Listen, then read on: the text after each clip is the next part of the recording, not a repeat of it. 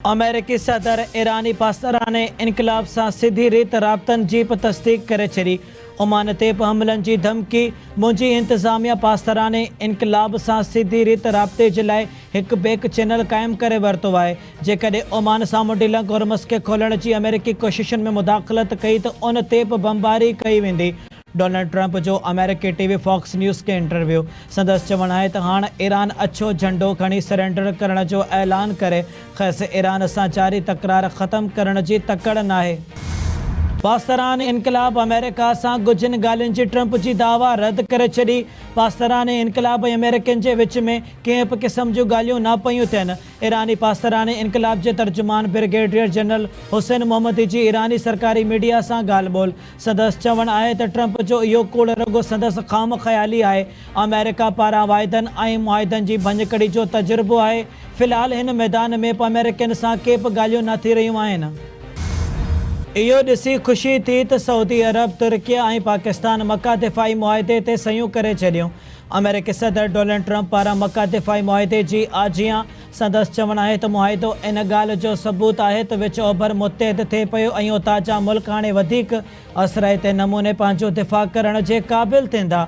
अमेरिकी सदर सऊदी तुर्किया और पाकिस्तानी क़यादत के मुबारकूं ॾींदे मुआहदे के वॾो दिलेराणो ऐं अहम करार ॾिनो। ट्रंप जो ईरान जंग में साथ न ॾियण ते ॾखण कोरिया से कावड़ जो इज़हार। पेंटागन सरबराह के ॾखण कोरिया से गजल फौजी मशक़ूं घटाइण की हिदायत। ट्रंप जो चवण है तो अमेरिका ऐं ॾखण कोरिया जूं गजल फौजी मशक़ूं उत्तर कोरिया लाइ नामुनासिब ऐं मुखालिफ़ाणो पैगाम पहुचाइनि थियूं। गजल फौजी मशक़ुनि ते अमेरिका जा गरा ख़र्च थींदा आहिनि। उत्तर कोरिया के सदर किम जोंग उन जी सदारती दौर में अमेरिका लाइ को ख़तरो पैदा न थियो ऐं एहतराम जो मुज़ाहिरो कयो वियो। ॾखण कोरिया ईरान के एटमी हथियारनि खां पाक करण जी कोशिशुनि में अमेरिका जो साथ ॾियण खां इनकार करे छॾियो हो। वज़ीर आज़म पारां मक्का गजल दिफ़ाई मुआहदे ते अमेरिकी सदर की हिमायत की आजियां। शहबाज शरीफ जो चवण है तो सऊदी अरब और तुर्किया से गॾिजी इलाक़ाई दिफ़ा यकीनी बणाईंदासीं। पाकिस्तान सऊदी अरब और तुर्किया इतिहाद ख़िते की सलामती लाइ अहम है। एटमी तबाही का बचाइण ते सदर ट्रंप की क़यादत के ख़राज तहसीन पेश करियूं था। सदर ट्रंप जी वक्त सिर कदमनि ॾखण एशिया के तबाही का बचाए वरतो। जटादार अमुनी अवाम की खुशहाली और रोशन मुस्तक़बिल की ज़मानत है। पाकिस्तान समेत 8 मुसलमान मुल्कनि जे ट्रंप जो गज़ा जामे मनसूबो ऐं फ़लस्तीनी रियासत रद्द करण वारे इसराइली ऐलान की मज़म्मत। एक गजल बयान में 8 मुसलमान मुल्कन इसराइल के मौक़िफ़ के गज़ा में जंग के ख़ात्मे ऐं जटादर अमन की कोशिशुनि में सीधी रीत रंडण करार ॾिनो। पाकिस्तान तुर्किया मिस्र इंडोनेशिया उर्दन कतर सऊदी अरब ऐं गजल अरब इमारतुनि के परॾेही वज़ीर गजल बयान में चयो है तो इसराइल तरफ़ां ट्रंप के गज़ा जामे मनसूबे के रोड मैप के रद्द करण मनसूबे ते अमल दरामद का वाज़े इनकार है। गज़ा रोड मैप में इसराइली फ़ौज की निकाली गज़ा में आलमी फोर्स की मुक़ररी गज़ा जो इंतज़ाम क़ौमी कमेटी हवाले करण ऐं गज़ा के नए सिर जोड़जक शामिल है। सूबनि ई पाकिस्तान के ठाहियो हो। सूबा टोड़ण का पहिरीं याद रखो तो अगी फॉल्ट लाइन्स आहिनि। मुल्क केतिरनि चैलेंजनि के मुंहुं ॾेई रहियो है। नवनि सूबनि जे मामले ते बहस दौरान इन ॻाल्हि जो ख़्यालु रखियो वञे तो विछा न वधी वञनि। असांखे आइन जी हदुनि अंदरि रही कमु करणो पवंदो। पीपल्स पार्टी के सीनियर अॻवान कमर ज़मान जो STPI की मेज़बानी हेठि सेमिनार के ख़िताब। सदस्य चवण है तो कानून में ख़राबी है तो उनके दुरुस्त करणु घुरिजे। जेकॾहिं लोकल बॉडीज़ सिस्टम को मसलो है तो उनखे बि ठीकु करणो पवंदो। जेको मर्ज़ी करियो सिंध में नओं सूबो न ठहंदो। सिंध में जेको बि नवनि सूबनि जी ॻाल्हि कंदो उनखे जवाबु ॾिनो वेंदो। छा तव्हां सिंध में ज़ोरी नओं सूबो ठाहिणु चाहियो था? सिंध जा माण्हू चवनि था त सिंध में नओं सूबो न ठहणु घुरिजे। ज़ोरी सूबो ठाहिण सां माण्हुनि में ख़तरनाक नफ़रत पैदा थींदी। माण्हुनि जे ज़हन में बदगुमानी पखिड़िजी वई त नतीजा के ॿिया हूंदा। सूबाई वज़ीर सईद गनी जी कराची में मीडिया से ॻाल्हि ॿोल सदस्य चवण है तो नवनि सूबनि जो इख्तियार रगो सूबे की आवाम वटि ही है। KP असेंबली ठहराव मंजूर करे थी तो बिस्मिल्लाह एतराज़ न है।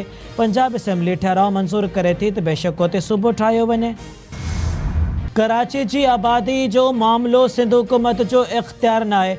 आदमशुमारी वफ़ाक़ी इदारो कराईंदो आहे ऐं नतीजनि जी मंजूरी CCI मां मिलंदी आहे। वॾे वज़ीर वफ़ाक़ जे साम्हूं बार बार ख़दशा ज़ाहिर कया ऐं दुरुस्त ॻणप जो मुतालबो कयो। सिंध हुकूमत जी तर्जुमान सुमिता अफ़ज़ाल सैयद जो MQM अगवान अरशद वोरा के बयान ते रद्द अमल। संदसि चवण है त अरशद वोरा कराची जी आबादी ते सियासत करण बदिरां वफ़ाक़ में मौजूद पंहिंजे इतिहादनि खां सवाल करे सिंध एक तारीख़ी सकाफ़ती जाग्राफियाई वहदत है, विरागो कंहिं बि सूरत में क़बूल न आहे। कराची सिंध जो अणटुट हिस्सो है ऐं रहंदो। सिंध हुकूमत शहर जा मसला हल करे रही है। हाफ़िज़ नईम सियासत चमकाइण लाइ पॉइंट स्कोरिंग करे पियो। शहीद बेनज़ीर भुट्टो 1994 जी पावर पॉलिसी तहत मुल्क के औंधाई मां कढियो। मुल्क में लोड शेडिंग जो ख़ात्मो पीपल्स पार्टी जी पॉलिसियुनि जो नतीजो हो। सदर आसिफ अली ज़रदारी सदाई मईशत ऐं अवामी रिलीफ लाइ तारीख़ी कदम खया आहिनि। सूबाई वज़ीर ज़ुल्फ़िकार अली शाह जो हाफ़िज़ नईम रहमान जे बयान ते रद्द अमल।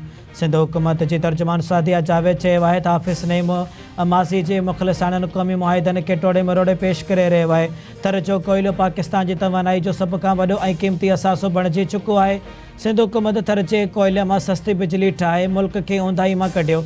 जेकॾहिं IPPS जी शिफ़ाफ़ ऑडिट थियणी आहे त असां उन जी आजिया करियूं था। सिक्योरिटी फोर्सेस चूं बलोचिस्तान में हिंदुस्तानी फितने ख़िलाफ़ कार्रवाइयूं जारी। वधीक 2 दहशतगर्द मारिजी विया। सिक्योरिटी ज़रियनि मूजिब फोर्सेस बलोचिस्तान जे इलाइक़े किले ज़ाइक़ में इंटेलिजेंस बेस्ड ऑपरेशन कयो। चकरनि में 2 दहशतगर्द मारिया विया, 3 ज़ख़्मी थी पिया। मारिजी वियल 2 दहशतगर्दनि मां हिक जी सुञाणप मुश्ताक अहमद उर्फ़ कोहयार जे नाले सां थी। दहशतगर्दनि वटां बारूदी मवाद, मैगज़ीन ऐं ॿियो सामान हथ कयो वियो। फोर्सेस दहशतगर्दी जो मुकमल ख़ात्मे ऐं बलोचिस्तान में अमन ताईं कार्रवाइयूं जारी रखण लाइ पुरअज़म।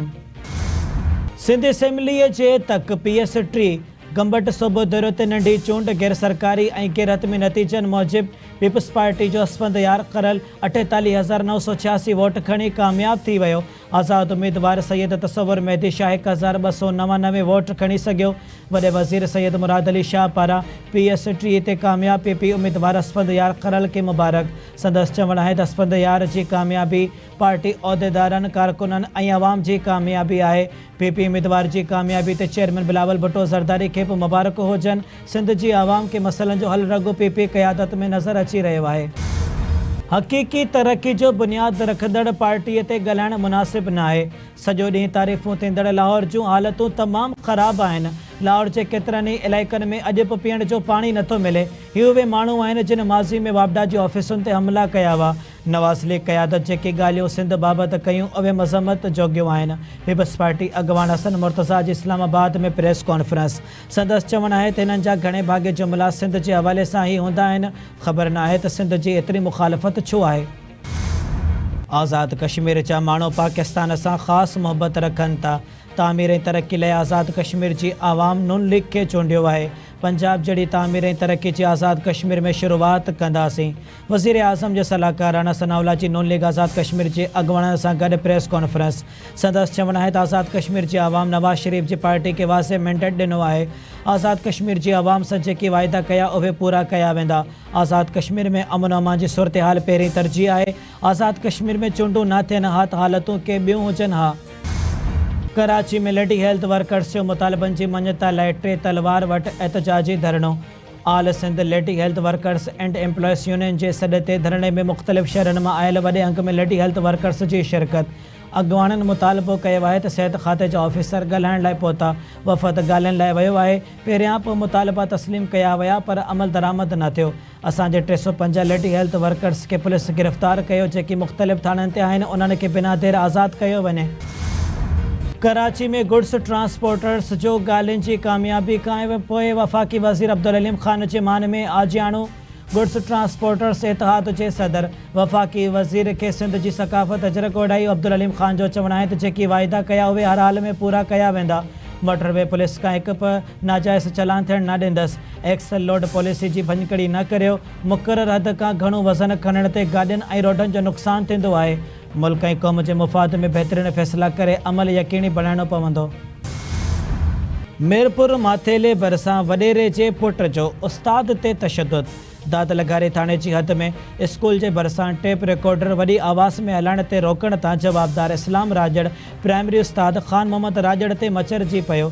स्कूल में दाख़िल थी ख़ैस तशद्दुद जो निशानो बणायो। वीडियो वायरल थियण बावजूदि जवाबदार जे ख़िलाफ़ कार्रवाई न थी सघी।